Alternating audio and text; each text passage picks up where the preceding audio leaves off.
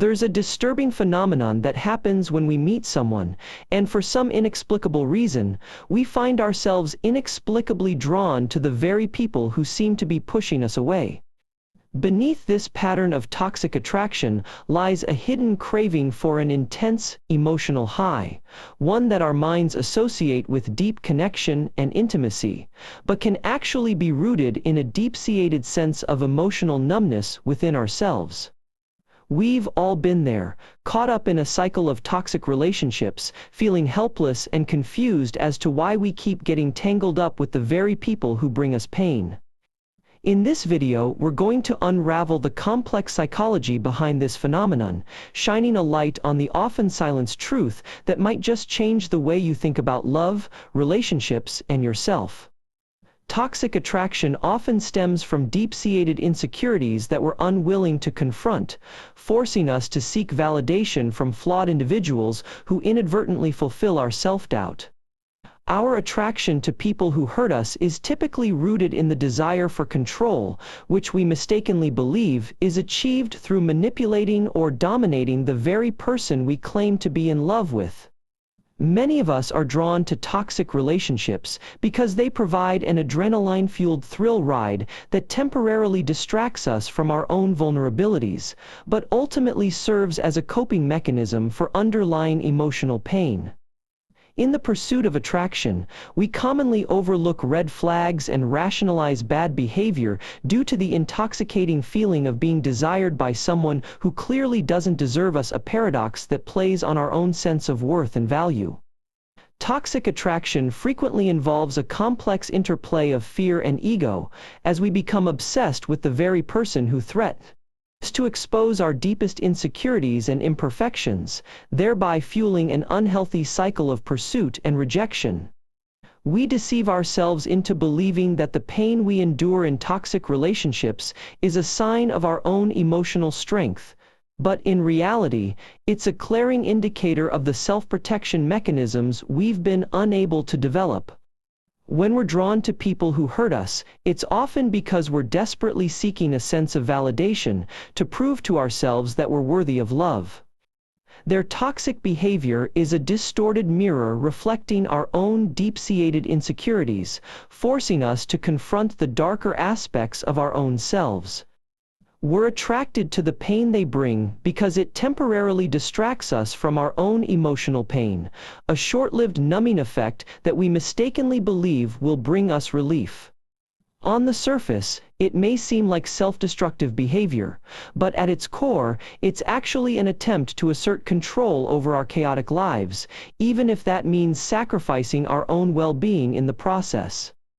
Their hurtful words and actions often strike a chord, resonating with our deepest fears and vulnerabilities, and for a moment, we feel a fleeting sense of comfort in their familiarity. We justify their behavior by minimizing or denying its severity, engaging in a self-deceptive dance to convince ourselves that we're the ones who are fixing them, when in reality, we're the ones who are being slowly destroyed.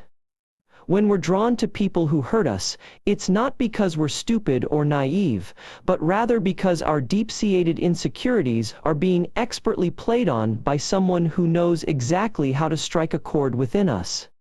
We're often searching for validation, and the abuser gives us a temporary fix, a fleeting sense of importance that we've been lacking, but at the cost of our own self-worth.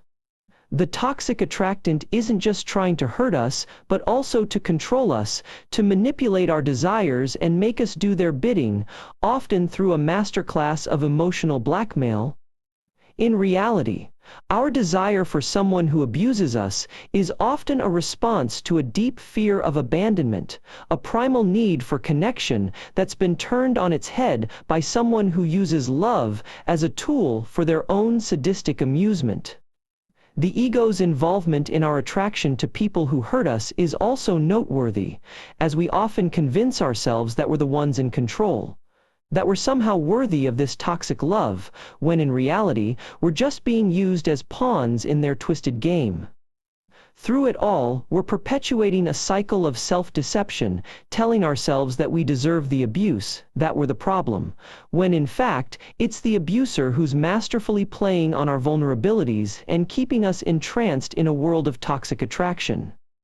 We often find ourselves inexplicably drawn to people who push our boundaries, who challenge us in ways that leave us questioning our own self-worth.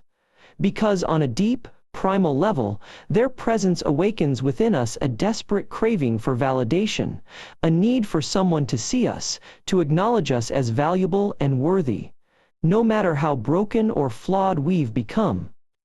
The truth is, the people who hurt us the most often do so because they are grappling with their own inner demons, and our presence provides them with a sense of control, a sense of power that they may be unable to find anywhere else.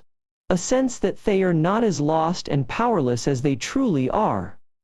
In a twisted way, our willingness to tolerate their hurtful words or actions serves as a twisted validation of our own existence, a morbid reminder that we're still here, we're still alive, no matter how much pain we're in. At the risk of sounding insensitive, the attraction may not be about love, or even attraction per se. It's often about the thrill of a high-wire act, the adrenaline rush that comes with dancing on the edge of emotional chaos, the feeling of being alive in the midst of pure, unadulterated anarchy. When we're drawn to people like this, it's often because we're unconsciously trying to heal the deep-seated wounds of our own past, and they've become a manifestation of the toxic relationships we've been conditioned to believe we deserve, a self-fulfilling prophecy of love gone wrong. But beneath it all lies a profound truth: our ability to attract partners who hurt us is not about them, it's about us, our insecurities, our fears, our ego's desperate need for validation, our self-deception, and it's only when we begin to confront these inner demons, to unravel the tangled threads of our psyche, that we'll ever be able to break free from this toxic cycle and truly find the love and acceptance we so desperately crave. You see, the reason we're often drawn to people who hurt us is because that's where we discover the most honest reflection of ourselves, even if it's a very distorted one. Our desire for validation is so deep-seated that we'd rather receive it from someone who's willing to hurt us than remain empty-handed and unsure of our self-worth. It's fascinating how we try to exert control over our lives by manipulating others into giving us what we feel lacking, often leading to a cycle of toxic attraction that drains our energy.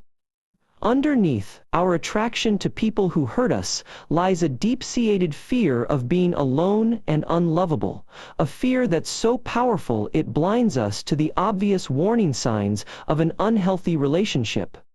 When we're drawn to people who constantly push our buttons, it's often a cry for the validation and attention we never received during our childhood. But the real question is, should we still settle for the toxic love of a broken past just to fill the void? Our ego may convince us that we're strong enough to handle the pain and the rejection, but in reality, we're just desperate for the fleeting high that comes with being loved by someone who's also broken and lost. Thanks for joining me on this journey into the complex and often painful world of toxic attraction.